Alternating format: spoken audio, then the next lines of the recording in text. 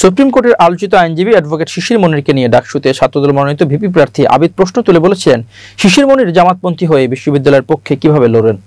কিন্তু 4 সেপ্টেম্বর সেই শিশির মনিরই বিএনপির ভারপ্রাপ্ত চেয়ারম্যান তারেক রহমান ও মৃত্যুদণ্ডপ্রাপ্ত সাবেক স্বরাষ্ট্র প্রতিমন্ত্রী লুৎফুজ্জামান বাবর সহ অন্য সব আসামির পক্ষে বহুল আলোচিত 21 আগস্ট গ্রেনেড হামলা মামলার বিজয় ছিনিয়ে আনেন। এ নিয়ে ফেসবুকে অনেকে প্রশ্ন তুলেছেন, এখন ছাত্রদলের ভিপি প্রার্থী কি বলবেন। শিশির মনির তো আবিদের রাজনৈতিক অভিভাবক তারেক রহমানের আইনজীবী, তাহলে আবিদ কি ক্ষমা চাইবেন শিশির মনিরের কাছে?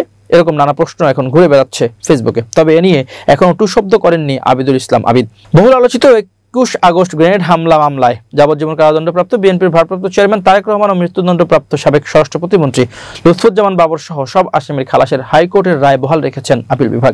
একই সঙ্গে 21 আগস্ট গ্রেনেড হামলা মামলা নতুন করে তদন্তে হাইকোর্ট যে পর্যবেক্ষণ দিয়েছিল তা বাদ দিয়েছে সর্বোচ্চ আদালত। আদালত বলেছেন, নতুন করে তদন্ত করবে কিনা সেটি সরকারের বিষয়। বৃহস্পতিবার সকাল 10:05 প্রধান বিচারপতি ডক্টর সৈয়দ রিফাত আহমেদের নেতৃত্বে 6 বিচারপতির আপিল বেঞ্চ এ রায় ঘোষণা করেন। হাইকোর্টের রায়ের বিরুদ্ধে রাষ্ট্রপক্ষের দায়ের করা আপিল খারিজ করে আপিল বিভাগ এ রায় দেন। বেঞ্চের অন্য 5 জন হলেন বিচারপতি মোহাম্মদ আশফাকুল ইসলাম, বিচারপতি জোবায়ের রহমান চৌধুরী, বিচারপতি মোহাম্মদ রেজাউল হক, বিচারপতি SM ইমদাদুল হক ও বিচারপতি ফারাহ মাহবুব। আদালতে তারেক রহমান বাবরের পক্ষে শুনানি করেন অ্যাডভোকেট মোহাম্মদ শিশির মনির সহ অন্য এক আইনজীবী। এ সময় আদালতে বিএনপির আইনজীবীদের মধ্যে উপস্থিত ছিলেন জ্যেষ্ঠ আইনজীবী Zainul Abedin, barrister Mahbub Uddin Khokon, barrister Kaiser Kamal, barrister Ruhul Kuddus কাজল, অ্যাডভোকেট গাজী কামরুল ইসলাম সজল। তবে ছাত্রদলের ভিপি প্রার্থী আবিদুল ইসলামের এই প্রশ্নের জবাব দিয়েছেন অ্যাডভোকেট শিশির মনির নিজেই। তিনি বলেছেন যে ছোট ভাই মানুষ, হয়তো ভুল করে বলে ফেলেছে, আমি কিছুই মনে করিনি। 1 সেপ্টেম্বর এক বেসরকারি টেলিভিশনের টকশোতে যুক্ত হয়ে উপস্থাপকের প্রশ্নের জবাবে তিনি এমন মন্তব্য করে নিজের বক্তব্য তুলে ধরেন।